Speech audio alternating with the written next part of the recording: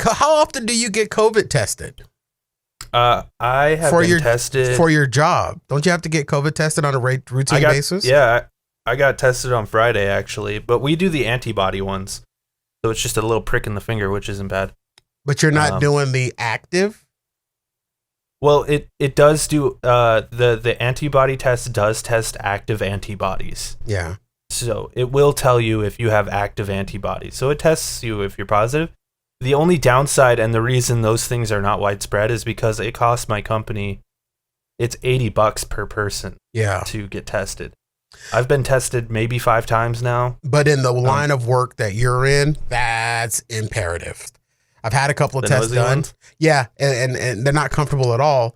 But the reason why is, one of those. Because I had my kid running around and him doing everything, and every time he exposed himself to somebody, I had to go get tested because I just wanted to make sure that I wasn't going to catch the death. Yeah, for sure. But if you're tested on a routine basis and I can get tested whenever the hell I want, there may be a probability of us being able to go back in studio. No. Yeah, well, the whole thing. So cautious. The whole thing is Jake, is that, and this is probably going to be a theme of this show. I'm so lonely. I'm ready to roll those bones. I am so effing lonely, and it doesn't help the fact that cases are falling, hospitalizations are down, ICU is down, colleges have reopened, and there hasn't been a massive outbreak at this point. You know what I mean? And none of my close friends or anybody that I've actually had in my house, none of my guys from Fat Guy Radio Show have contracted it, even though we've had a couple of close calls. But I'm just so lonely. And I bet especially since the kiddo left too. Ever since I shipped the kid away, it's been like doubly lonely. And normally, like this time last year, he was gone. He was in school. No problem, because I was working my ass off. I had basketball shoots and was busy and was occupied. Now it's just like office, home office, couch, bathroom, home office, bed. It's just like and I'm like, I know that I've been extremely, extremely cautious this entire time because I am considered one of the more vulnerable people. If I catch this thing, it's lights out. It's curtains. So I've been extra careful. Now it sucks. I miss people. That's what's frustrating for me, is because I've been particularly careful as well. Just like you, I've been home. Obviously, I have my job, but like, I go to my job, I come home. Luckily, I have a roommate to like kind of hang out with, but like, but your roommate is also being careful as well. So your level of carefulness matches. Right. She works at home. She stays home. So basically, it's me and her. I go to work. I do that over there, and I'm careful over there as well. And that's what's frustrating, is if everyone was as careful as the three of us, like my roommate and you, we could be opening up, but that's not the case. Yeah, this would have been over months ago if people were paying more attention and were willing to be a little bit more selfish, or not be so selfish for some time. Like I'm going to throw my executive producer for Fat Guy Radio Show under the bus right now, Dite. I love him to death. He's one of the greatest people that I know that are a part of my life. I love being around him. He makes me laugh. He makes me think. He challenges me. And he does weird things in the corner when I give him $50. And he lives literally a stone's throw away from my house. But because his little ass can't stay in one place, he's out visiting. He's out playing basketball. He's out doing this. He's out doing that. He's with friends. He's with family. I can't take the risk of being around him, whether he's asymptomatic or not, or negative or not. I can't take the risk on being around him. And he's literally up the street. We go to the same grocery store. And when he tells me I'm going to pick up groceries tomorrow, I'm like, dude, I could literally walk outside my house 2 steps up the block and look at your car parked in the parking lot of the grocery store, yet he's the one I'm most afraid of. Now, I've had my little brother around me. My little brother and I have been around each other, but I know that my little brother has been safe. Not his wife, though. So even when I'm around my little brother, I still 6 feet distance from him, which sucks because, Jake, I tweeted this out last week. I just want to hug another human being right now. I just want to hug someone. It's so bad I almost hugged one of my dirty ass old neighbors last week. It's getting bad, man. It's almost nuclear meltdown. Hug people time. Hug random strangers. Well, this is Lonercast, so perfect. And we are loners. Let's start the show. 5, 6, 7, 8.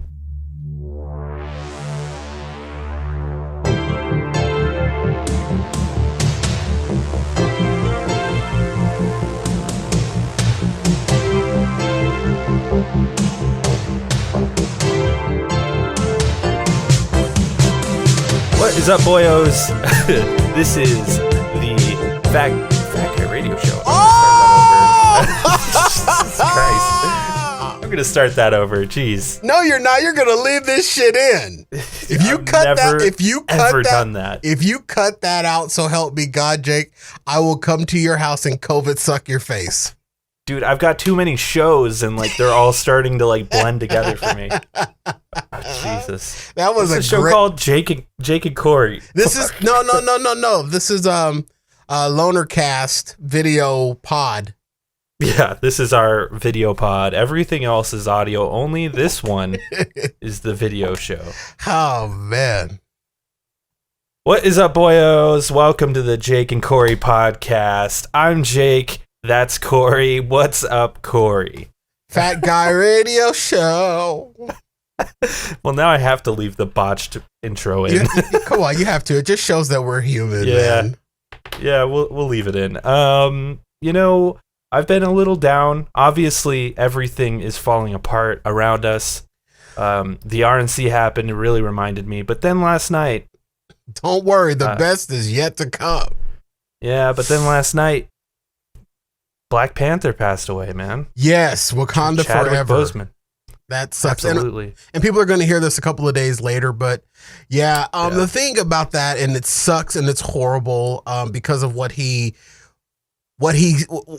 persona was after he did the Black Panther movie. I mean, he was an actor way before then and has been in amazing movies prior to that, but Black Panther in itself, the precedents that movie set and the levity that it has in this current societal moment that we're in, losing that actor it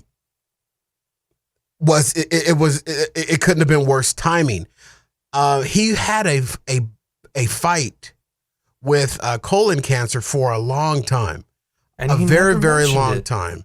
And he never mentioned it. And that just shows how much of a troop. Yeah, that just shows how much of a trooper he was. Had colon cancer while he was shooting both Civil War and all 4 of those Avengers movies. Like he had cancer and he fought through it. And those are not like those are colon cancer physical movies.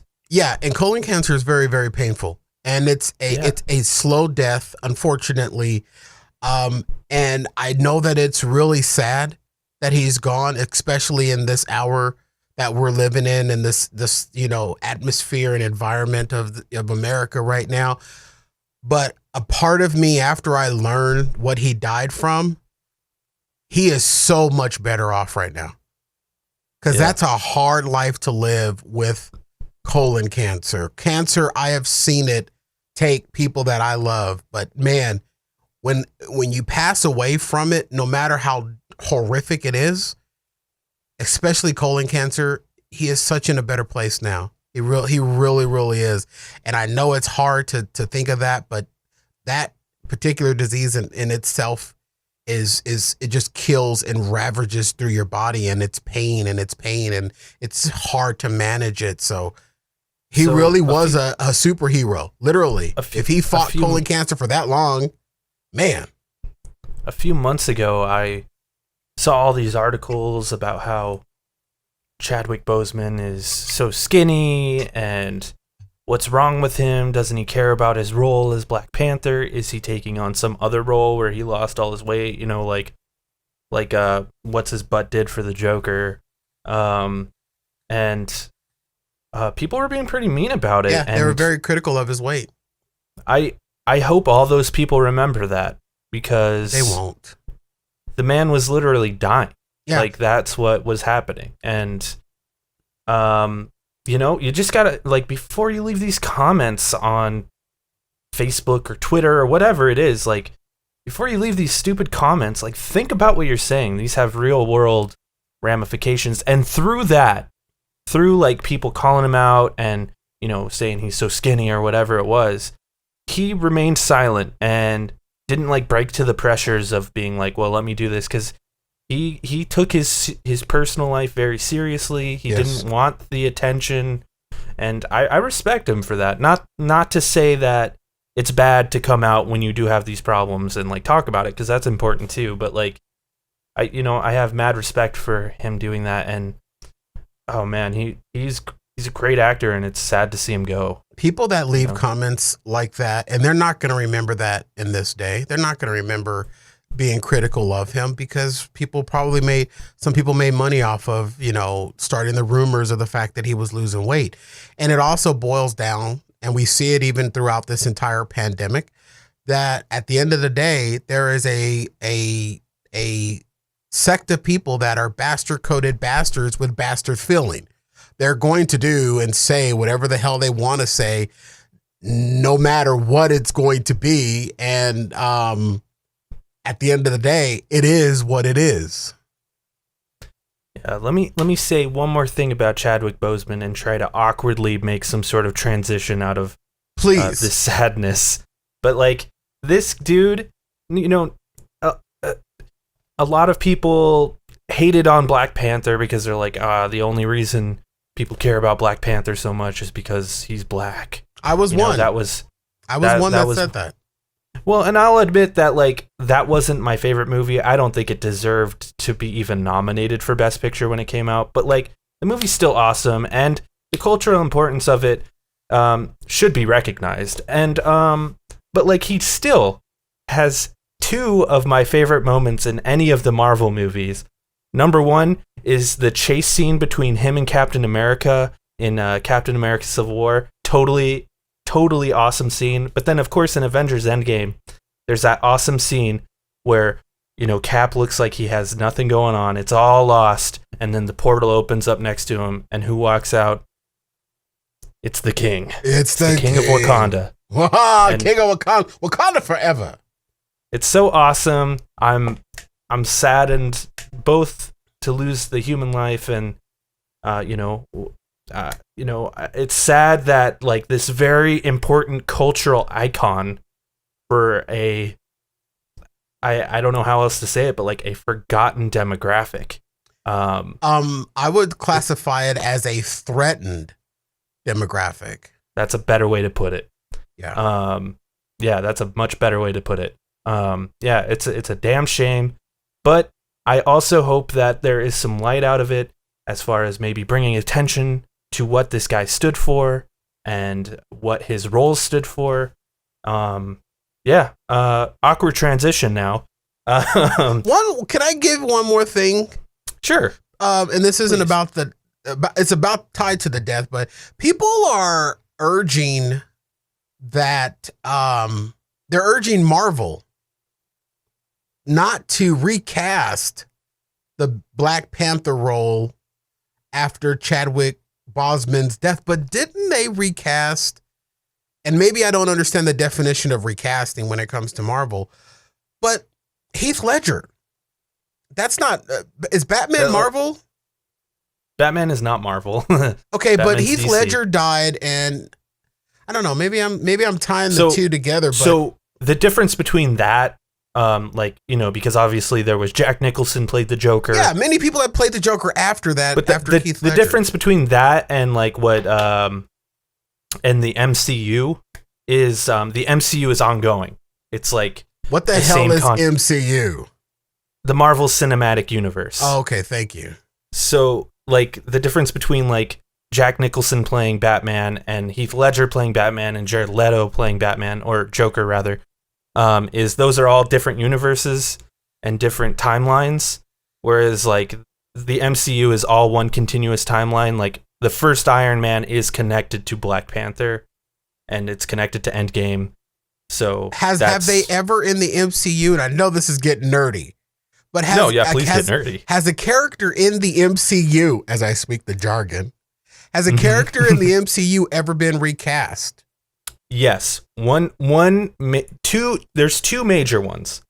Okay. But they both didn't have their own movie, and they were both very early in the MCU, so it wasn't as like detrimental. The first one was the guy who plays the Hulk. Originally, it was Edward Norton played the Hulk, and now it's Mark Ruffalo plays the Hulk. And then the guy who plays War Machine, I forget the original actor, but now he's played by Don Cheadle.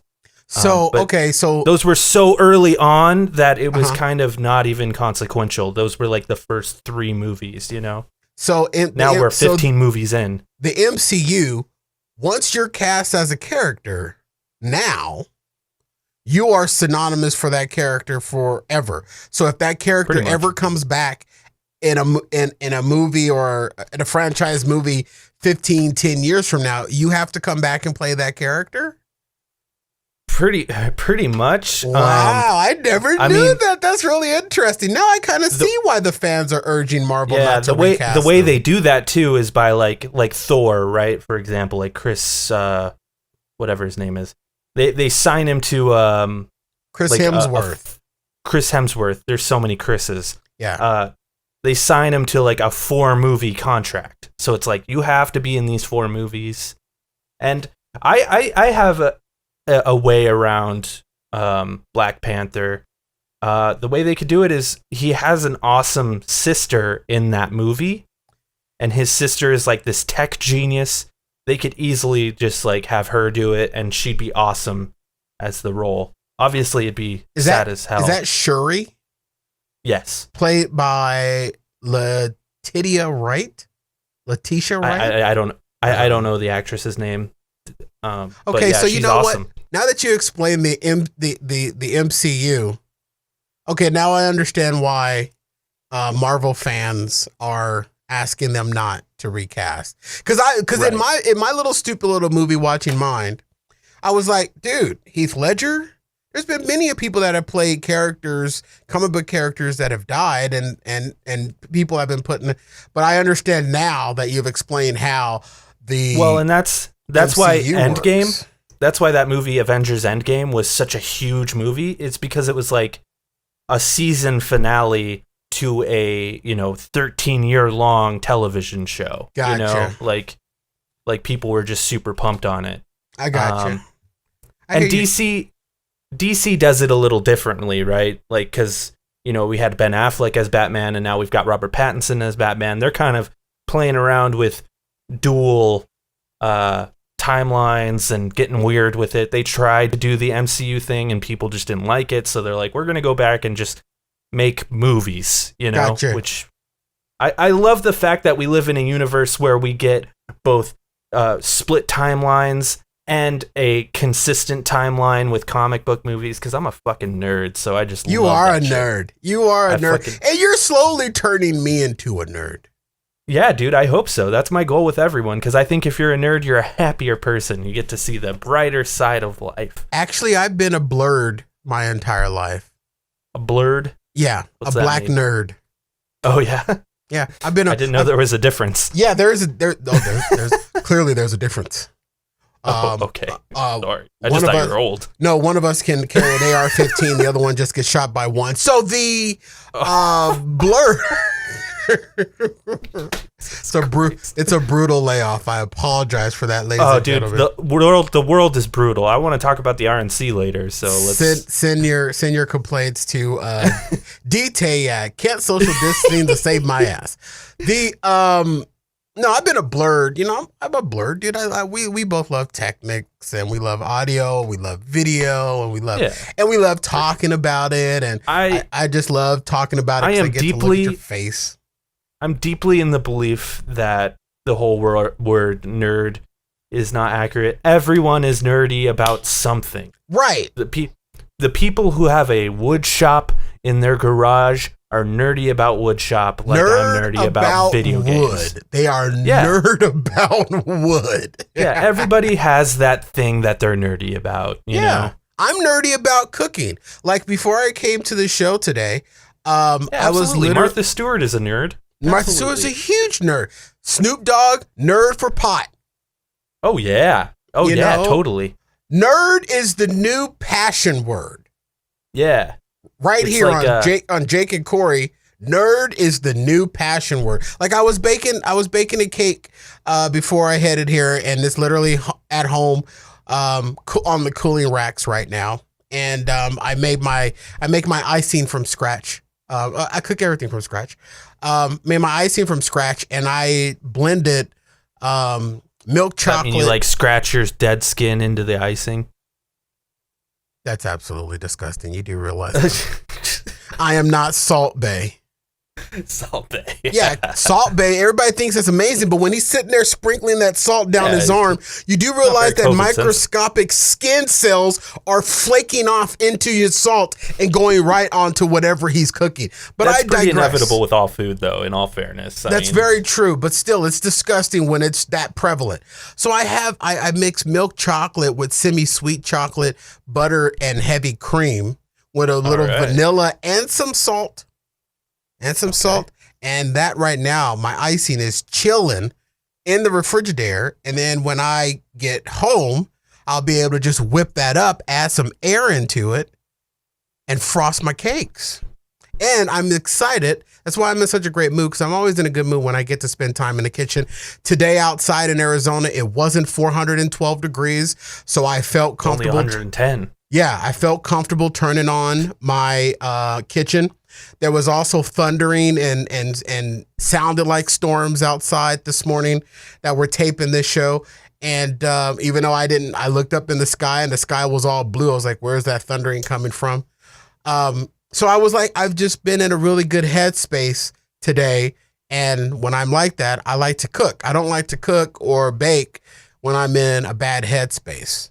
You know, so I'm excited. I get to go home and frost some cakes. And why I'm so excited is because I bought some new 6-inch cake rounds. So I don't have the big 9-inch cake round. They're 6-inch cake rounds. So they're a little bit smaller, Jake, serving for 2. Oh, which that's a serving for 1 for you. Oh, see, now you just hurt my feelings. There goes my good headspace. Yeah, I was going to say I came here to ruin that headspace. You did, and you will, and I'm sure that you will, because there's a lot of crazy crap that's going on in the world. Oh, we got a lot to talk about, bro. I don't even want to talk about it, but I feel like it's necessary, because that's just what our show is talking about current events and bullshit, and, you know, there's been a lot this week, and it's been very depressing. You know, the protests have continued and people have died. People are dying that aren't even black now. Yeah. People are dying that aren't even black. Let that sink in for a minute. And people are defending a murderer now on the internet. I don't know if you've seen that. Yep, and people are standing up in front of the country and not even recognizing the fact that another tragedy involving a black man has happened. They're not even recognizing it. Yep. Let's just say one party isn't particularly recognizing it. Yeah, and let me there was 2 really big events that happened this week. One of them, I refuse to say his name. The kid who went, where was it? Was it Portland or Wisconsin or where was it? Wisconsin. Was it Wisconsin? Yeah, Wisconsin. Dude drove from out of state to Wisconsin. That fucker was from out of state? Yep, he drove out of state, which is against the law, to bring a gun from between state lines. And against the law to have it when you're 17. Against the law to have it open carry when you're 17. Against the law to open carry at all, I think, in Wisconsin. I'd have to look into that more. So just breaking the law nonstop. Yeah. Went there probably with the intention to kill some people. Killed some people. And I will say it is a bit more nuanced than just a typical shooting, because there was a lot that happened. If you watch the videos, there is a lot that happens. A Molotov cocktail was thrown and all sorts of weird stuff happened. But you can't look at this and not think that kid was breaking the law. And the Republicans, I'm not gonna generalize. I don't want to say every Republican, but like there are a good majority of Republicans who seem to be defending this kid, who are like saying free this kid. And then at the same time, a man got shot 7 times in the back, unarmed, somewhere else. And that one's nuanced too, because, apparently that guy was not a good person, seemed to be refusing to cooperate, but at the same time, shot 7 times in the back, unarmed. Seems a little extreme. I don't know. Yeah, the other place what you're talking about is Kenosha. Kenosha. And the guy was Jacob Blake. And I heard lots of people say that no matter how many times you defy a cop's verbal orders, there isn't one law that allows them to use lethal force when you are not brandishing a weapon. Yep. And where's the tasers? Like, I heard this from a very reputable source that is close to law enforcement. Every officer is given mace. So when you have a combative individual that doesn't clearly have a weapon on them, you can use mace.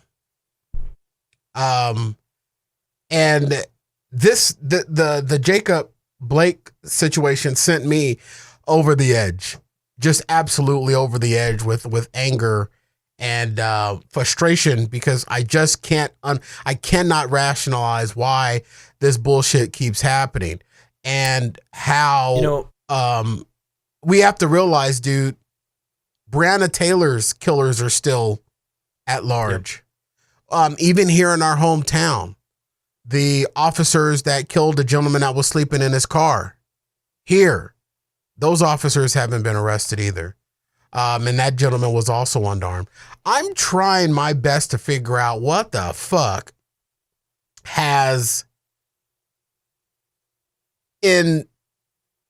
justified to these law officers, and not all of them, but what in their mind justifies the use of lethal force? Is it just blatant fear? Are they just scared? And then I answer that question when I ask myself, is it just that they're scared for their lives? But then I say, wait a minute, there are other instances that are similar to instances that don't involve African Americans that are sometimes worse, and they still don't use lethal force.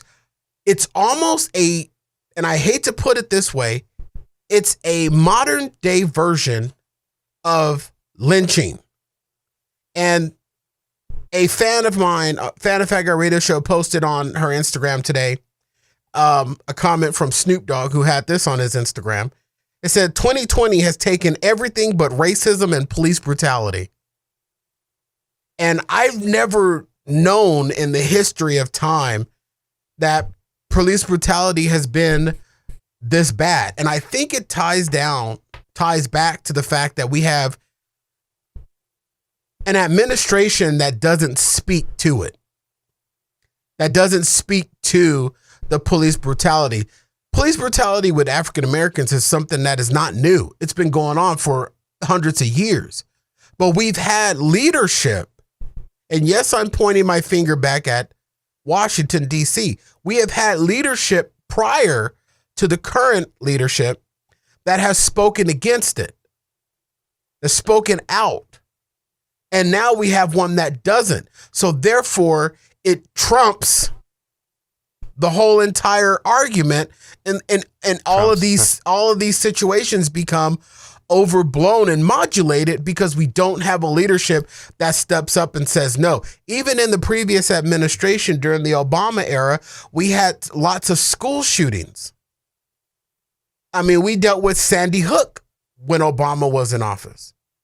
Mm-hmm. And it wasn't 24 hours before the leader of the free world was speaking out against this. The leader of the free world was meeting with people to find out ways to curb it. That's not happening today. That's why I think this is going to keep that. I think it predicates the problem. It exasperates it because we have no leadership that is willing to say this is wrong. Yes, everybody needs to abide by the laws, but we can't keep killing African Americans. We can't. I think it's no coincidence too that both of these things occurred during the RNC. I didn't even tie those two together until you just said it. It's happened the same week, and Trump didn't really even mention them at all. He had the largest platform he could possibly ever have. And even if he didn't mention it, Pence's ass could have said something. Melania could have said something. Somebody in that administration could have said something. In fact, he doubled down on law and order. And you know what frustrates me the most? I mean, obviously, I'm frustrated at the ruthless aggression and the fascism basically that's happening with our police force. But what frustrates me the most is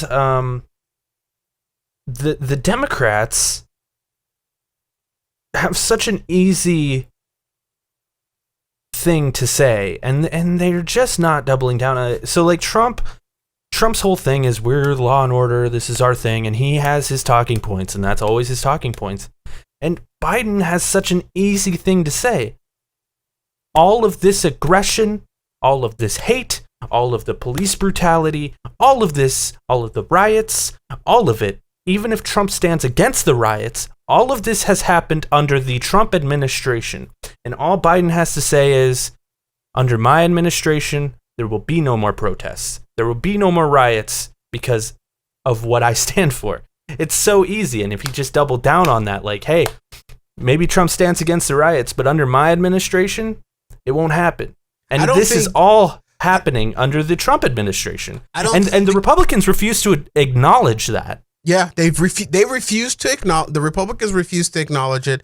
The Democrats refuse to, or the Democrats avoid doubling down on it. The Democratic Party is not known for doubling down on things. They're not. They push. That's because sometimes when you're right, your position is a bit more nuanced. But very true. But dude, this thing is, I don't get this. I don't get it whatsoever. And Jake, I'm now noticing things about myself, and I talked about this on the last episode of Fat Guy Radio Show a little bit, and it was really hard to come into this studio last Thursday and do a comedy show after all of that was going on. And it was a huge struggle for me because I had revealed something in myself. Like last week, very quick, there was a situation where I walked outside my front door and my neighbor was in her front yard and she was putting out bowls of cat food. And I've had a ongoing battle with her feeding stray cats for years. They eat at her house. They poop and piss on my property. They poop and piss right outside my front door. And it smells horrible anytime I have any visitors prior to COVID.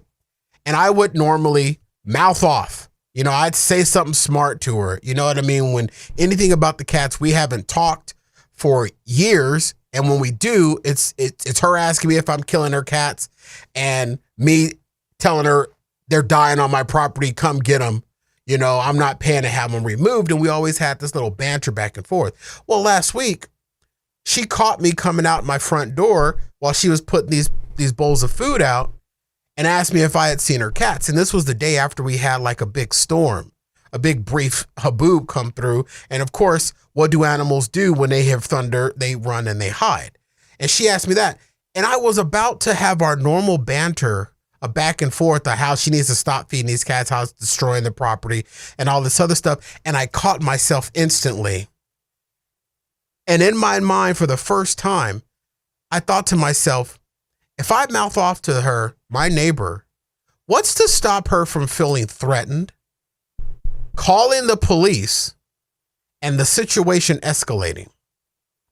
Never in my mind, never in the 12 years I've owned my home have I ever thought that way.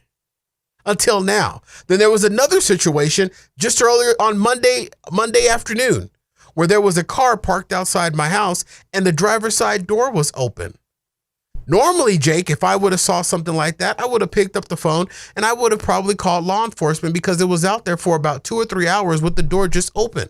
I'm thinking maybe somebody is hurt. Maybe it's a stolen car. Maybe there's a situation that law enforcement needs to be aware of. But then again, I stopped and I thought to myself, who's to say that if I call law enforcement comes out and looks at the car, I'm standing out there, and then the owner of the car happens to arrive. What's to stop that owner from saying that I was trying to steal their car, even though I was the one that called? Or just them assuming, Or them just assuming, and then now we've got a situation. And I've never had that thought process ever before, Jake. Never have I ever had that thought process before. That's how much of this shit is starting to affect me personally as an African-American man. When I get in my car and I drive to go get groceries, I'm driving perfect, not going over the speed limit, turning into the right lane, because I don't know what to expect when I have any type of situation with that will include law enforcement. That's where my mindset is now. And I've never thought that way. I've never felt that way before. I live in a predominantly white neighborhood. I'm primed for the picking. And then my neighbor is an older, middle-aged white woman, also known as the definition of a Karen. She could go Karen on me in a minute. And I'm face down in my own living room. That's where we are in this world. This is where African Americans' minds are at this point. I'm a law, tax-abiding, tax-paying citizen, small business owner.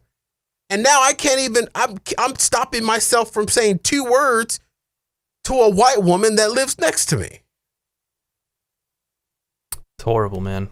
And it's like, it just sucks that that's where we're at, And I've never been there. Never, ever been in that mindset. In all the years that I've been on this planet, have I never been in that mindset? And when the world does open back up and I'm back out in the public, is this going to continue? Am I going to be able to voice my professional opinion to my boss without retribution of me being terminated or me coming off threatening? Will I be able to say anything, or am I now to just be subservient to every person that is a different race of me, because to avoid any potential threatening posturing? That's where our minds are right now. And it's a sick place to be. So obviously, my perspective, or the way my life is different.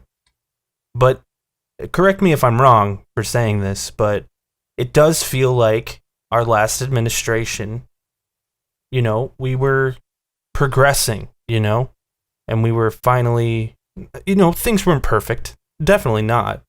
Absolutely not. And, to be honest, things will never be perfect. That's just part of life. Yeah, never will be. And that's just kind of how it goes.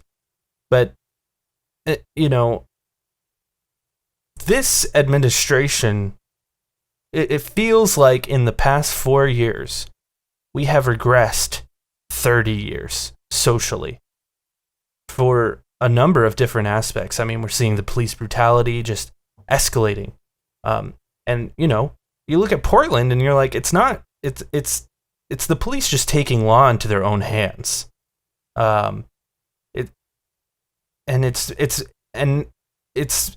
They're taking a stand against everyone who is a different color than them, a different ideology than them. I mean, hell, the New York City police are endorsing Trump. I didn't know police forces endorsed people. That's super weird. Let me say this to you real quick. As an African American man, comparing the two administrations, my life didn't change when Obama was in office. As an African American, I didn't see any advancements for me being African American and having an African American president. What I will say is that my life has digressed under the Trump administration to the point where, even though Obama didn't do anything substantial for the African American citizenship or the African American population of this country, we weren't afraid. Now, fear is setting in to the African American population, and I'm experiencing it. So I would say Obama didn't do much for African Americans. Neither has Trump. But what the Trump administration has successfully done, if they forced us into a corner, they forced us into being fearful of just being black. That's the difference that I see between the two administrations. I'm glad you could say that, because, you know, obviously I just don't have that sort of perspective. But like, and it's impossible for you to. It's impossible for you to have it.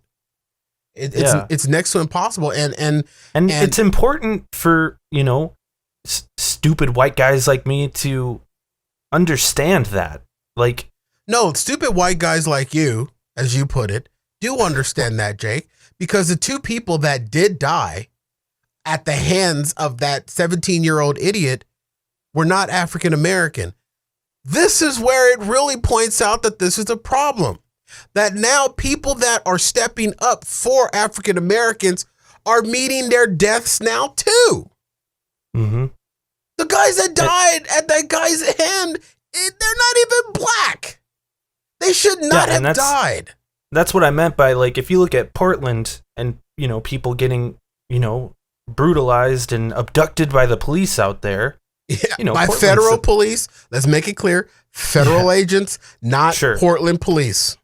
Sure. Like, that makes a big difference, I guess. It just makes it scarier, I think. It definitely makes it scary, because you know what it sounds like? It sounds like Hunger Games, where the Capitol sent in their goons to correct certain zones. That's what it sounds like. Yeah.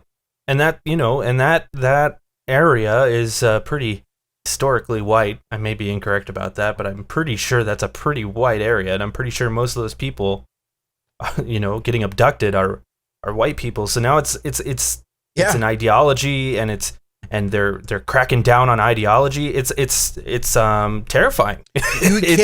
We can't even protest. And I'm not saying we as African Americans, I'm saying Americans can't even protest.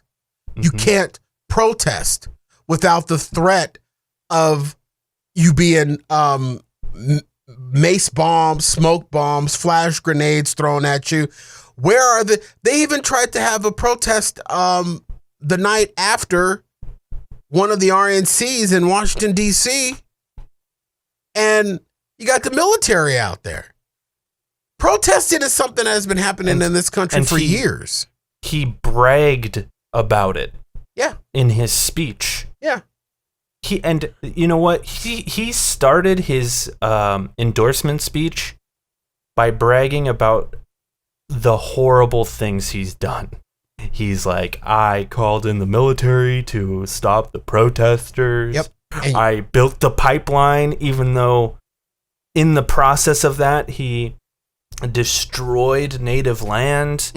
Like, he just bragged about it, and there were people clapping, and he had a crowd. He had a crowd, an unmasked for his crowd. Speech, an unmasked crowd for his speech. When our entire civilization here has been shut down, people losing their jobs and, you know, not able to work because they can't go outside. And this man has a fucking speech in front of a crowd, basically spitting in the face of people who lost their jobs. Yeah. That's how I perceived it. And this is going to even this is even going to push you over the edge even more. Biden's lead over Trump narrows after the Republican National Convention. It's absurd.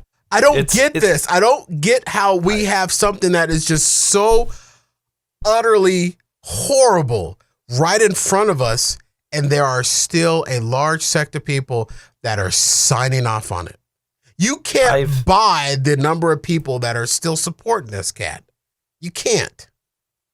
I've lost 5 people, and it's stupid to talk about Facebook because Facebook is so dumb, and I should honestly delete it anyway. But like, I've had 5 people on Facebook, and they're not just like Facebook friends; they were like close friends of mine. Yep. Have deleted me off of Facebook, and not just like unfriended me; they like blocked me on Facebook because I'm what they perceive as voting for Biden. Which, you know what? Jake is giving his endorsement to Biden right now.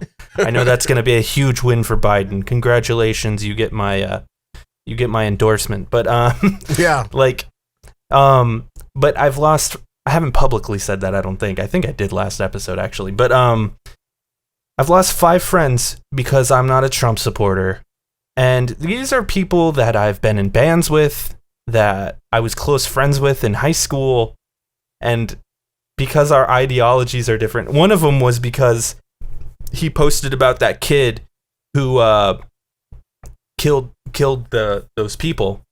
He posted about him and said, we should free him. He didn't do anything wrong. And this kid I knew was in a Christian band, and so my comment to him was, imagine being a Christian and defending a murderer. He didn't like that, so he blocked me. But we live in the wrong state. We live in the wrong state, and I find this very challenging. I connect more politically with friends of mine that are in California than I do with people that are in Arizona. And some people that I have looked up to are defending these acts of violence against peaceful protest. And people that I've sat next to and worshiped in church with are saying, rioters. Well, you're missing the whole point that there were protesters there. And I think it just had, and I've said this months ago, I live in the wrong state. I can't connect with these people in this state. And I can honestly say, I am not a registered Democrat. I am not a registered Republican. I am a registered independent. And the reason why is because I want to vote for the person that I feel is going to do what I feel is best. I want that flexibility. I don't want to have to be pulled in one direction or the other. I want to be able to choose whoever the hell I want to choose. You can be a registered Democrat and still vote for the Republican candidate. That's very true, but I don't want to tie myself to one of those because I have voted for Republican presidents. I've voted for Democrat presidents. I've voted for Republican Senate. I've voted for Democrat senators because I vote for people who I feel will get the job done. The thing is that we are now living in an age where it is just blatant racism. Blatant. From the top office of the country. And there are large numbers of people that find that acceptable. And, because I think he's on their side. It's literally just a matter of him being reelected before he is openly just saying it. You know what I mean? It's upsetting because I have people in my family who there are people in my family. There are That's what makes this so confusing for me, right? Because like these are people that don't live their lives this way. These are people that they actively don't do that. And I'm trying not to say too much because they may listen to this, but honestly, I don't care. These are people who don't live their lives this way. These are people who actively live their lives a certain way that isn't racist, but then they endorse this, and now like it's so confusing. I feel like I don't even know how to state it. It's like they're being brainwashed. Yeah. By Fox News and all their friends are posting about it on Facebook. I'm so glad that I have a group of friends that are. I was so worried at the start of this that my friends would maybe lean one way because I am from Phoenix, Arizona, but like all my friends are with me on this, so that's good. But like, it's just, oh man, I don't even know how to say it properly. You can't but, like, put it into words because what I believe what you're trying to explain. Because I am a deep believer in if we have different ideologies, we should still be friends. If you're Republican, we should still be friends, even though I'm a registered Democrat. Like we should still be able to be friends. But this goes beyond it. Like you said, this is not even almost, like this is blatant racism that's happening and just pure bigotry. And it's happened since the beginning of the presidency, where he was locking kids in cages just because they were Mexican of a different nationality than him. And it's appalling. He didn't do that to Canadians. What you're explaining, Jake, what it sounds like to me, and I don't want to put words in your mouth. Yeah, no, please help me out here. It's anytime a normal human being, anytime they see another human being in distress, race is never a issue. Race should never be an issue when you just see another living being in distress. We do more to protect trees in the forest than we do right now to protect African American lives. When I look at you, I see another human being. When I look at my coworkers on Fat Guy Radio Show, I see another human being, and a part of me that's ingrained in the metabolic structure of who I am says I never want to see another human being suffering or hurt. I'm empathetic to them, not because of the color of their skin, but because of the fact that they are part of the human race. We've forgotten one main race. That is the human race. So when you see people that that doesn't connect in their head, that's what's baffling. Fuck the fact that they're black. Fuck that they're Mexican. Fuck that they're white. They're human.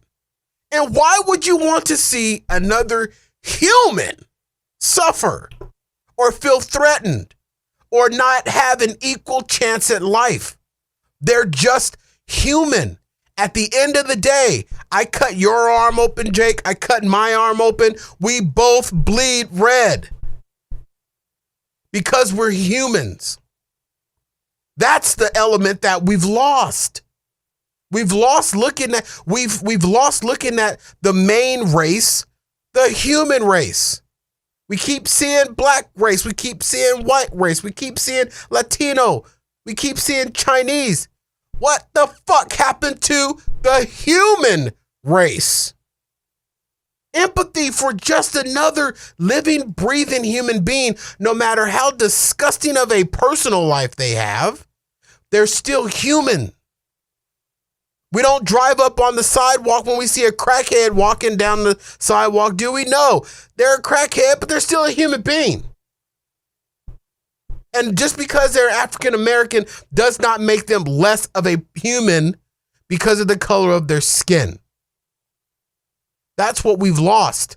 So when we have our family members that have that chip, but it somehow gets turned off when it comes to their politics, That's what's baffling.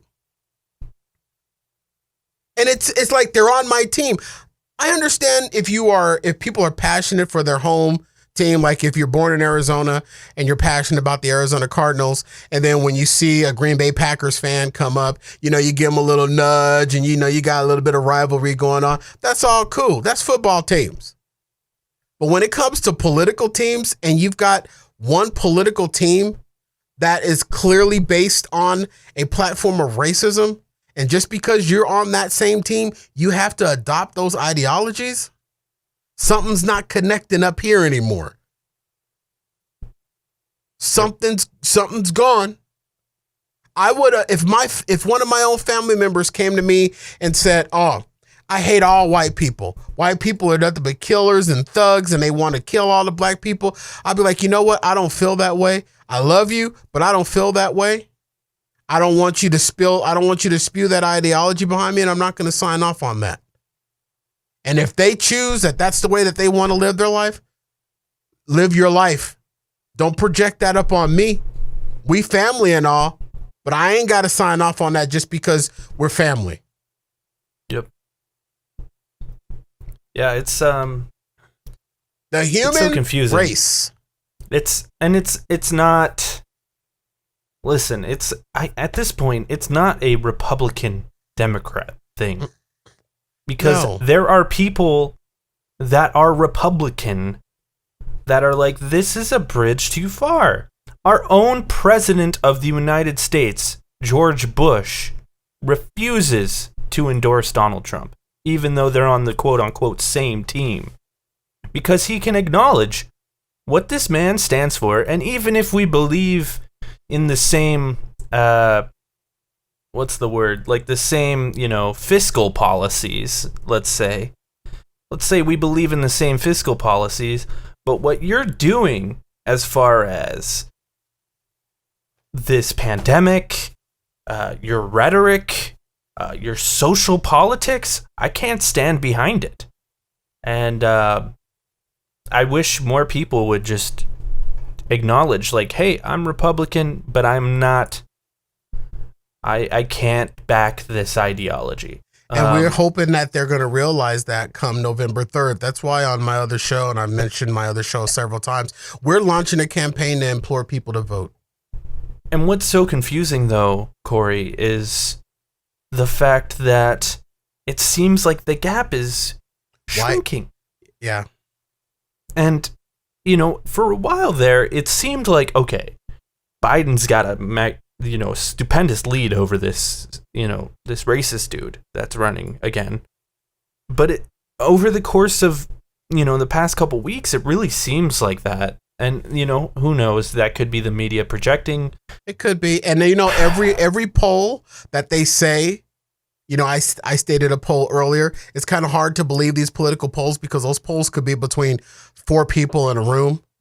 And those polls could be between 400,000 people. You know what I mean?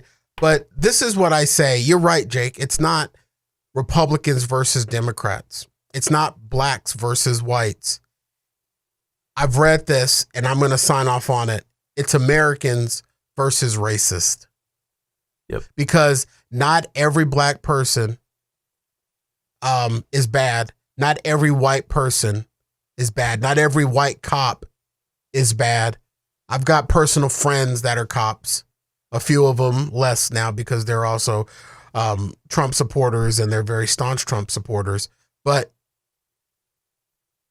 it's Americans versus racist is what at the end of the day, what it boils down to, because there are still good thinking Americans. And that's what gets me out of my bed every morning.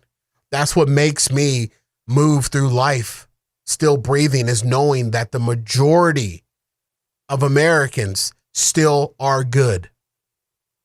It's these few pockets of dumb fucks that get the headlines, that make it seem like all white people are racist, all cops are bad, and that can't be further from the truth. But we do need more of those Americans that don't feel this way to step up and say that they don't feel this way. Yeah, I 100% believe in the silent majority. You know what I mean? Yeah. And a vocal minority. And I think I can't help but think that that's what we're seeing. I hope that's what we're seeing. Come this November, I hope that the numbers show that. I hope the voices rise up in those ballot booths. That's where I hope people get loud. But ultimately, right? Like we've talked about this on other shows. Even if he loses the popular vote, he could still win in that weird, because it just seems like these politicians just don't give a fuck.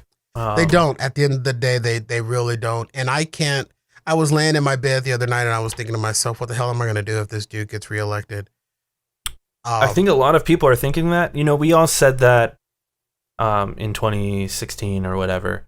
But this time it seems more real, where it's like he gets like this is how much damage he's done in 4 years. What's he gonna do in 4 more? And this is what the people who support Trump need to. I need to stop saying Republicans. This is what the people who support Trump need to realize. All of this has happened under the Trump administration.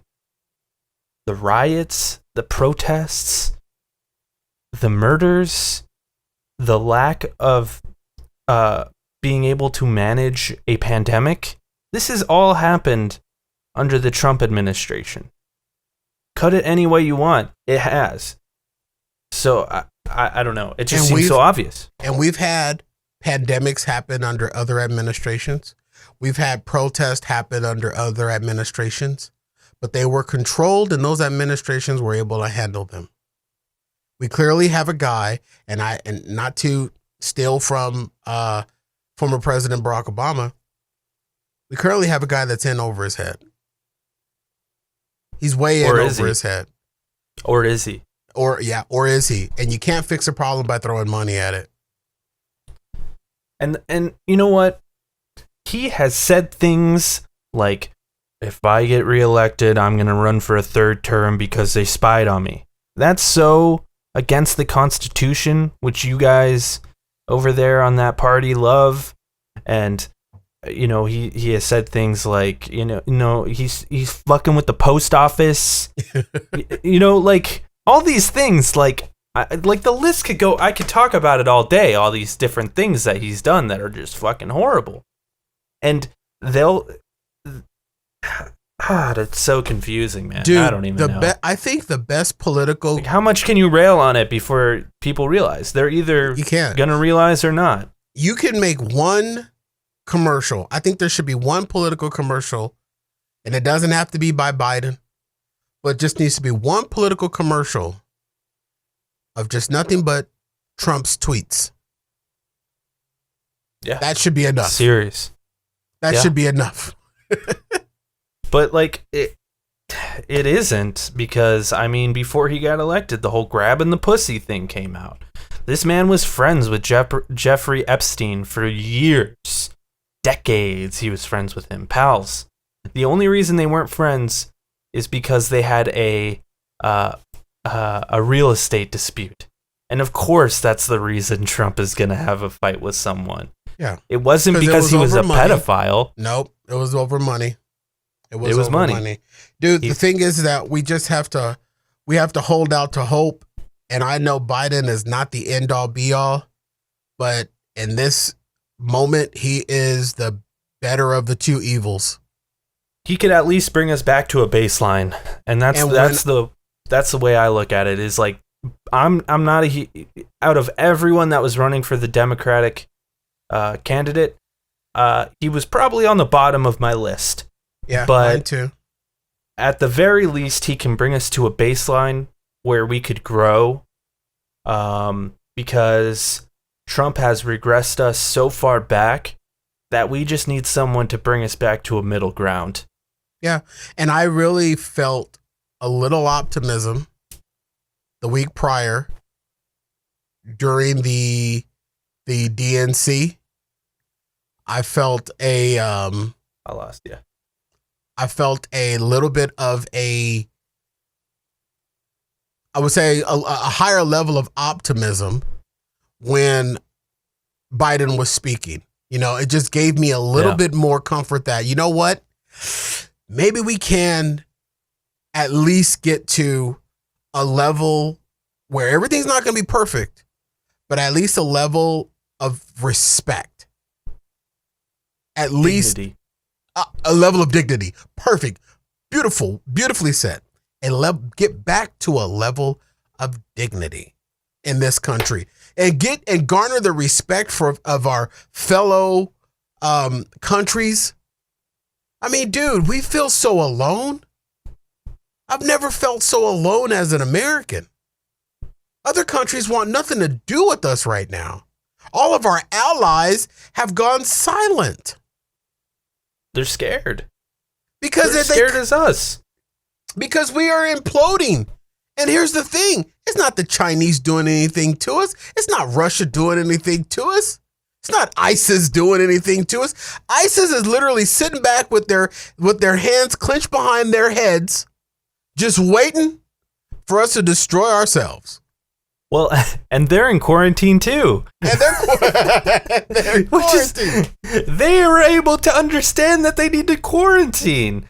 Fucking ISIS. ISIS members running around with masks on. Because Mark my words. ISIS has a higher level of respect for human life than certain Americans right now. Mark my words, though.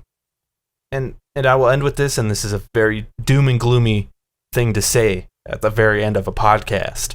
Yeah. But say it, Jake. But mark my words, if Trump gets reelected this November, we will be in war with China next year. I believe it. I can 100%.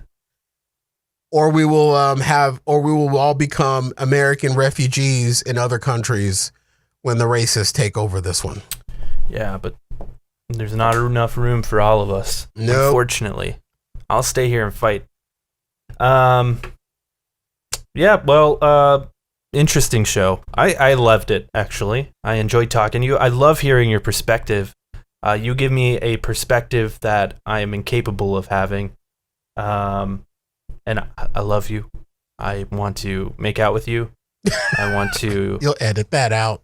No, I won't. I'm not going to edit it out. I want to touch our beards together.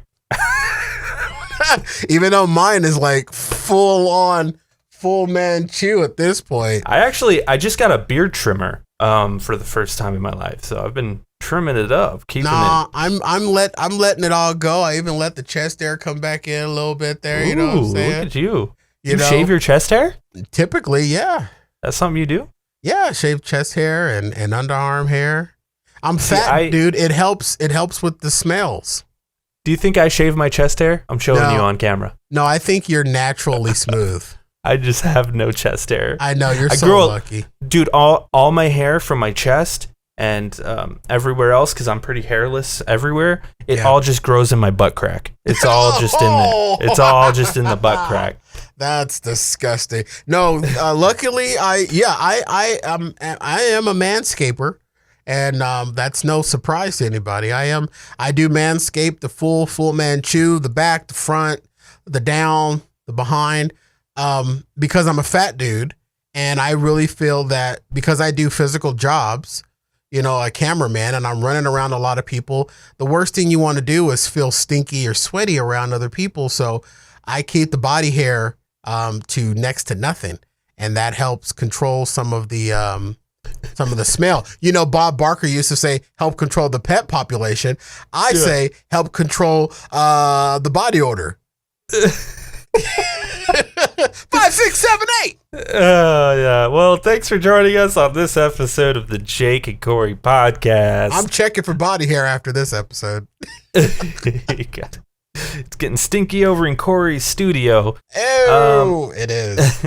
Check out the show every Monday. Check out the Loner Gamecast every Tuesday. I am starting a new show very soon. I don't know when it's going to be posted, so I'm not going to hype it up too much. But I did just release another deep dive with Jake. I talked with the amazing soul funk gospel artist Lady A. Definitely go check that out on the YouTube channel or Spotify or wherever you listen to it. Yeah, that's the show. And Thanks also, Jake, please, if I may, please check out fatguyradioshow.com/vote, where you can go and register to vote. You can go and verify your registration to vote is accurate, or you can go and request a absentee or mail-in ballot. We are not partnered with vote.org, but they have provided the links that are now available on fatguyradioshow.com/vote. Even if you think you are registered, go verify it, and please go vote. You don't have to listen to the show. Go vote, please.